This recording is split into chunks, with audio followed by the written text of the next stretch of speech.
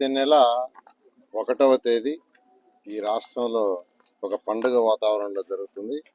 ఎందుకంటే గౌరవనీయ ముఖ్యమంత్రి గారు ఏదైతే పెన్షన్స్ 3,000 నుంచి 4,000 చేయటం కానీ, వికలాంగులకు 6,000 చేయటం కానీ, కిడ్నీ లాంటి క్రానిక్ పేషెంట్స్ ఎవరైతే ఉన్నారో వాళ్ళకి 10,000 ఇవ్వటం కానీ, లేదా బెడ్ మీద ఒక అటెండర్ సపోర్ట్తో ఉండే వాళ్ళకి 15,000 ఇవ్వటం కానీ, ఇవన్నీ ఎలక్షన్స్కి అయిపోతానే వెంటనే ఇంప్లిమెంట్ చేశారు. రాష్ట్ర ఖజానా ఖాళీ, 10 లక్షల కోట్ల అప్పు.